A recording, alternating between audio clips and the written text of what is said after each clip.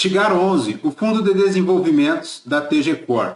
Vamos ler o relatório de dezembro de 2024, o relatório que foi publicado aí agora no dia 31 de janeiro de 2025, bastante atrasado. O fundo que, em decorrência aí das novas regras da Anbima, terá uma nova denominação, segue bastante amassado no mercado. Vamos continuar aqui no canal o acompanhamento do fundo. Tá aí o fundo que tem uma taxa de administração e gestão de 0,22 ao ano e de 1,28 ao ano. Tem aí mais de 100 mil unidades imobiliárias vendidas. Tem aí na carteira a receber 2,35 bilhões, novos ativos aí na ordem de 40, um rendimento por cota ao ano. Fechou 2024 aí rendendo R$ 14,88. O fundo, pessoal, que distribuiu R$ 1,10 por cota lá em dezembro, fazendo yield aí de 1,25, um yield anual de 13,71, tem um patrimônio líquido aí de 2,71 bi, a cota patrimonial a R$ 115,15. Tem diversos ativos aí espalhados pelo Brasil, 166 mil cotistas, uma liquidez média diária na B3 aí de 9 milhões e meio, um retorno total no mês aí em relação a dezembro de 2024, negativo aí de 8,5%. Na data que eu gravo aqui com vocês, pessoal, o Tigar segue bastante amassado na B3, cotado aí a R$ 75,32, fazendo um P sobre VP de 0,65. Tem aí uma liquidez diária de 7 milhões e meio, como já comentamos, essa liquidez aumentou. Uma variação negativa aí nos últimos 12 meses de 31,37%. Esta atual cotação só foi equivalente lá em abril de 2022. Vejam, pessoal, teve aí um voo de galinha, né? E agora devolve toda aquela alta, retornando aí a casa dos R$ 75,32, bastante amassado aí, né? Para agora, janeiro de 2025, distribuiu R$ 1. Esse valor será pago agora no dia 14 de fevereiro de 2025, né? R$ 1 por cota, fazendo yield aí de 1,23 ao mês, né, pessoal? Voltando aqui para o relatório, vemos que a gestão comenta em relação aos resultados de dezembro, distribuiu R$ 1 por cota, como comentamos agora, decresceu para R$ 1, agora em janeiro de 2025, correspondendo ao yield aí de 1,25. As movimentações da carteira, pessoal, tem aquisição de 3 operações totalizando 6 milhões 630 mil e a venda de 3 operações aí somando 43 milhões 760 mil. Tem também, pessoal, a reavaliação de ativos, tá? O Garavelo Center, lá em Aparecida de Goiânia, teve uma reavaliação patrimonial aí superior em 7,88% ao valor contábil dos referidos ativos, uma variação positiva aí de 5,88% no valor patrimonial do fundo, com base na carteira de fechamento em 29 de novembro de 2024, né?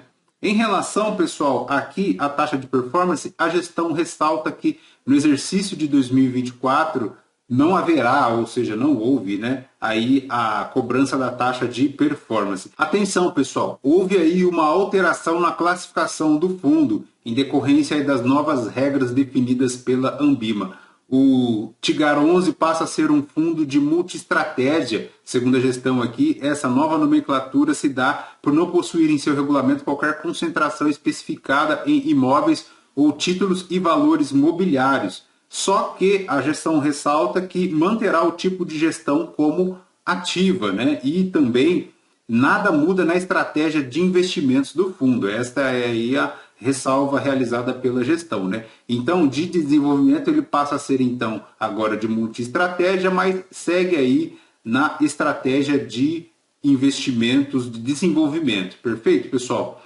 No cenário macroeconômico, aquilo que já conhecemos, tem uma informação aqui relevante: a Caixa Econômica Federal, responsável aí por 67% do financiamento habitacional no país, elevou aí as taxas de financiamento para 11,5%.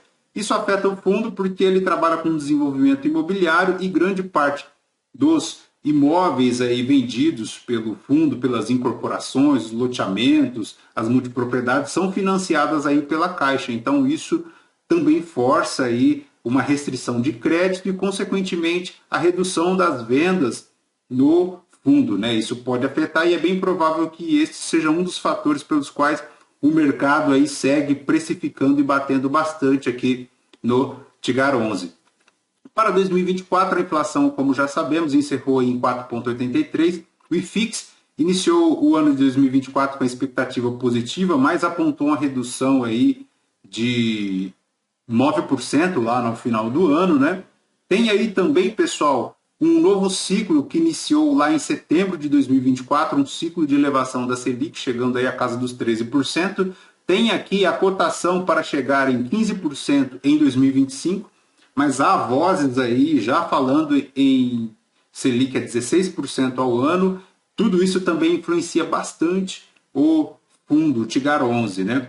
Segundo a gestão aqui, o dólar também fechou aí a 6,18, deu uma leve reduzida aí, voltando para a casa dos 5,80, 5,90, né? E a NTN-B 2035, pessoal, que é aquela utilizada para marcar aí os CRIs sem marcação específica, com duração equivalente, chegou aí com um leve reajuste, né? Vejamos aqui essa linha cinza aqui, chegando a casa aí de 1%. Segundo a gestão, os juros da NTN-B 2035 fechou o ano de 2024 a 7,65% ao ano, um patamar extremamente elevado, né? Então isso também corrobora para a marcação do Tigar 11 no mercado, né? Seguindo aqui nos comentários da gestão, as obras do portfólio, os orçamentos apresentaram um aumento de 18,9% desde 2022.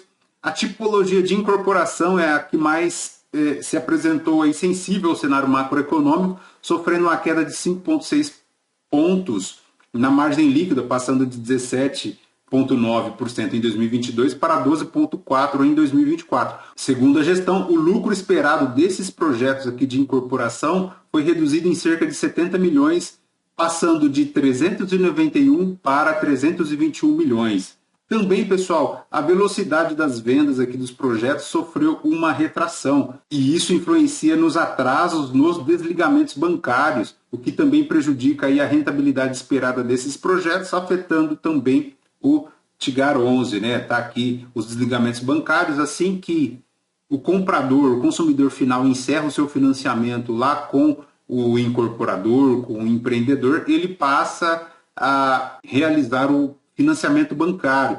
E esse desligamento é o que permite o fundo receber à vista este financiamento bancário. Ele deixa de ter o vínculo com o incorporador, passando a ter o vínculo agora do financiamento com o banco, né? Então, essa velocidade aí de projetos de incorporação sofreu uma retração, o que também afeta demais aqui o Tigar 11. O cenário de restrição de crédito e aumento dos custos de financiamento intensificou os atrasos nesses desligamentos.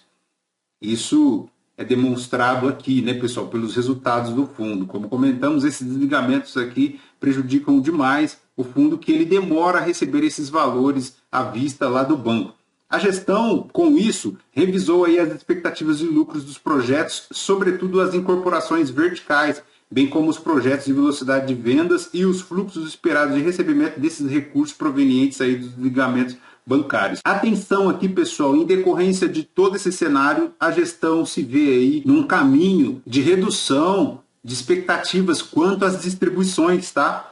Ela atualiza o guidance que anterior era de R$1 e R$1,20, né? R$1 na banda inferior e R$1,20 na banda superior, passa a ser agora de 90 centavos na banda inferior e de R$1,10 por cota na banda superior. Então, esse reajuste aqui no guidance também contribui para o sofrimento do Tigar 11 lá no mercado secundário, né? Fazendo com que ele permaneça aí já um período considerável na casa dos R$80, R$75. E há indícios, pessoal, que esse valor pode chegar aí à casa dos R$70, tá?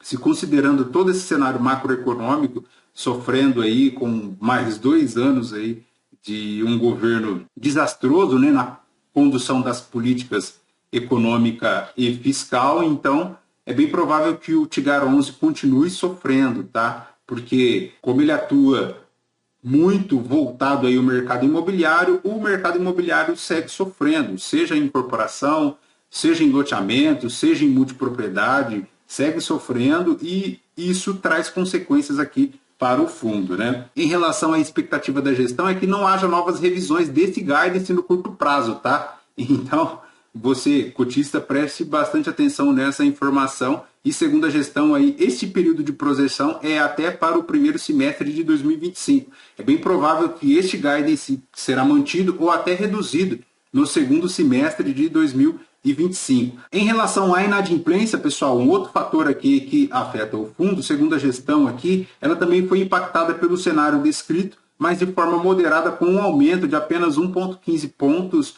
percentual entre o início de 2023 e o final de 2024. A inadimplência chegou aí à casa dos 4,76, né? Antes era de 3,62, teve uma majoração aí chegando à casa dos 4,7%. Essa deterioração econômica, segundo a gestão, impactou negativamente aqui os resultados da tipologia de incorporação, só que a diversificação do portfólio foi essencial para mitigar parte desses efeitos, né? Os loteamentos, aí, segundo a gestão, que representam 62,4% dos ativos de equity da carteira, demonstrou aí maior resiliência, né? Essa estratégia resultou em um aumento de preços médio de venda das unidades dessa tipologia, né? Qual a estratégia? A maior demanda por loteamentos como primeira moradia, a localização de empreendimentos em regiões menos sensíveis a essas flutuações macroeconômicas e também a gestão ativa nos movimentos de limpeza de carteira, que permitiram aí a revenda de unidades imobiliárias destratadas a preços ajustados ao mercado. Então a gestão busca aí a todo custo, né, junto aos investimentos dela, realizar essas vendas a todo custo, inclusive com as unidades em inadimplência, né, ou até mesmo destratadas, voltando a vendê-las no mercado a um preço ajustado, o que é muito positivo. O lucro esperado aqui para essa tipologia, excluindo aí a Cipasa e a Nova Colorado, aumentou de 2 bilhões para 2 bilhões e meio, que é muito bom. Considerando todo o portfólio de equity do fundo, segundo a gestão, estima-se uma geração total aí de lucro de 3,75 bilhões, dos quais 0,83 bilhão já foi reconhecido no patrimônio do fundo, tendo aí, enquanto isso, 2,92 bilhões restantes sendo gradualmente reconhecidos e distribuídos aos cotistas à medida que os projetos avançam e as obras, e especialmente com a retomada da velocidade aí de vendas e de celeridade dos desligamentos bancários em um cenário econômico mais favorável, né? Então, a gestão basicamente foca aqui na realização das vendas, na conclusão dos projetos e nos desligamentos bancários para conseguir manter aí um fluxo de recursos dentro do fundo, recebendo tudo de volta das incorporações, aquilo que foi investido, né? Mas enquanto esse cenário não se desenha com uma maior realização de lucros aí para o fundo, a gestão reduziu aí esta perspectiva de distribuição de rendimentos, né? Voltando aí entre 90 e R$ 1,10. Lembrando, pessoal, que agora em janeiro ela ficou aí na média, né, de R$ 1,00 por cota. Seguindo aqui, pessoal, a gestão comenta que considerando todos os projetos lançados como aqueles a serem lançados, a necessidade de caixa adicional esperada para a conclusão das obras é estimada em 144 milhões, né? Por isso que a gestão ela não distribui todo esse lucro dentro do fundo, porque ela pode precisar aí desses valores para concluir os projetos, né? Se de repente ela distribui todo esse caixa, fazendo a alegria do cotista e fica sem esse valor, ela não consegue concluir as obras e, consequentemente, os empreendimentos param, né? É basicamente aqui que reside o maior risco do Tigar 11, né? A princípio. Segundo a gestão aqui, o fundo está preparado para passar aí pelo cenário macroeconômico incerto, que será em 2025, e entende que, apesar do portfólio sólido e bem estruturado, as cotas negociadas do Tigar 11 no mercado secundário, assim como a grande maioria dos ativos de renda variável, têm sido impactadas pelas incertezas do cenário macroeconômico. Mesmo assim, segue aí na revisão de guidance entre 90 centavos e R$ 1, fazendo aí um yield, se considerando aí a cotação atual, de 1,24 ao mês ou 15,95 anualizados, né? Se considerando o fechamento lá de R$ 80,58. Mas com o fechamento a 75, esse yield aqui tenta ser maior, tá?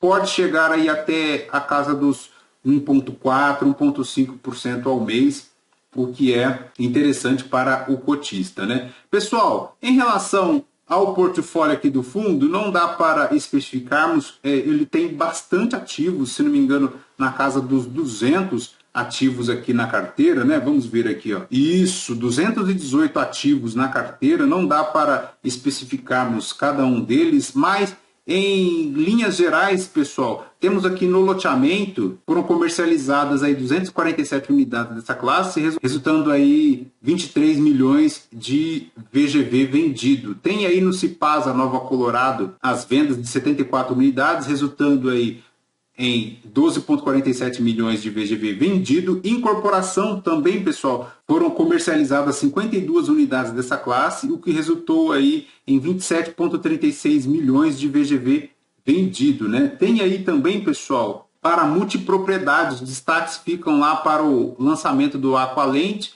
o resort de multipropriedade localizado lá em Salinópolis, no Pará, né? Durante o mês foram comercializadas aí 413 frações desse empreendimento, que resultou aí em 22,71 milhões de VGV vendidos. Lembrando, pessoal, que essas vendas elas ocorrem principalmente aí no período de férias escolares, com o aumento aí dos passeios em família, né, para esses resorts, os períodos de férias de janeiro, julho e dezembro, que ajuda também a destravar a venda de multipropriedades. Em relação ao crédito, pessoal, foi realizada aí a venda de 3 operações, num total aí de 43 milhões, são elas o CRI Salinas Resort, também o CRI GR Group e, por fim, aí o CRI Blue 7, totalizando aí esses 43 milhões de vendas, né? Foram realizadas aquisições também de 2 operações, totalizando aí um movimento de 4,53 milhões,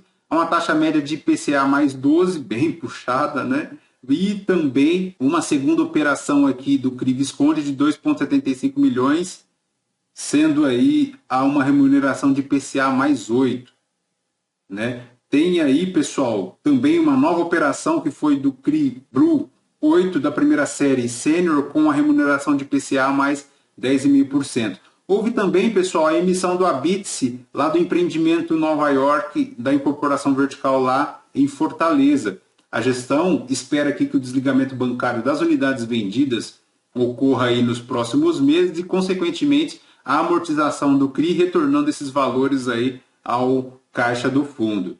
Pessoal, em relação ao histórico de cotas, ele encerrou 2024 a R$ 115,15, no mercado a R$ 88,29, já está na casa dos R$ 75. O histórico de rentabilidade, pessoal, é o primeiro ano que a rentabilidade total aí do fundo apresenta uma queda de 17,59%, né? Considerando aí a variação da cota em mercado secundário e a distribuição de rendimentos, né? O fundo, pela primeira vez, sofrendo bastante aí com retorno negativo agora para o ano de 2024, né? Fazendo aí um yield de 1,25 em dezembro, um yield anualizado encerrado em 2024 aí de 13,71%, mais uma rentabilidade total negativa de 17,52%, né? Em relação à liquidez, pessoal, 166 mil cotistas, tem aí um movimento de venda no mercado secundário, decrescendo aí o volume negociado frente ao preço, né? A cotação chegando lá na casa dos R$ 80. Em relação à DRE, pessoal, para dezembro, ele encerrou aí 28 milhões de receitas, subtraídas as despesas de 2.800.000, um resultado caixa de 25 milhões, distribuindo aí 25.924.000, fazendo R$ 1,10 por cota. A gestão destaca aqui que a classe de equity foi responsável por 77,23% das receitas do fundo, seguida pelo crédito, responsável por 18,26%, né?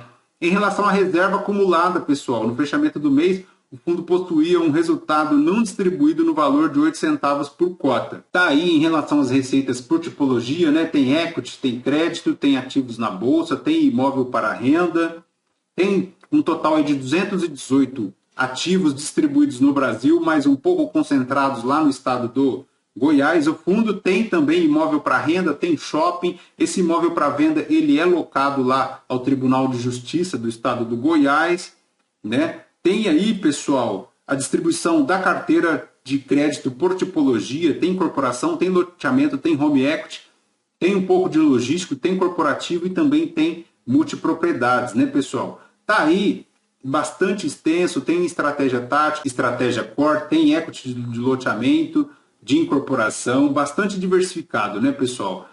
Não dá para acompanhar todo ele, mas na medida do possível aqui, colocamos no vídeo os maiores detalhes do relatório de dezembro de 2024, né? Lembrando que ativos da Bolsa, pessoal, ele tem aí o Alphaville SA, é o AVLL3, representando aí um pequeno percentual do portfólio na carteira. Pessoal, é basicamente isso de TG Core. Desculpa do vídeo longo, mas tentamos trazer aqui os principais destaques para o cotista compreender o porquê do fundo estar bastante amassado aí no mercado secundário. É acompanhar, é ver e esperar a tempestade desse cenário macroeconômico passar, né? Lembrando também, pessoal, que há um detalhe, tá? O fundo, ele possui aí, em decorrência das incorporações, ele possui SPS e a reforma tributária, ela estava naquele imbróglio de taxação dessas SPS ou não, tá? Vamos ver aí se o Congresso derruba, né, o veto presidencial e consegue manter aí os fundos e as SPS isentas de tributação, tá? Então, o mercado também vê esse detalhe para o TG Core, que está recebendo aí, como se diz, tiros de todos os lados, né? Vamos ver como o fundo consegue se sobressair, por isso que ele segue bastante amassado aí no mercado secundário, né? Mas vamos ver como tudo isso se encerra. Perfeito, pessoal? Obrigado por nos acompanhar até aqui. Lembrando que esse vídeo não é recomendação de compra ou de venda de nenhum dos ativos mencionados. Aos novos inscritos, bem-vindos. A você que ainda não é inscrito, considere se inscrever, deixe seu like, seu joinha. Aqueles que continuam inscritos aqui conosco, muito obrigado por isso também. Tudo isso nos incentiva a continuar a produzir conteúdos para a nossa comunidade de investimentos aqui do YouTube. Perfeito? Fechou? Fraterno abraço a todos, até um próximo vídeo. Tchau, tchau.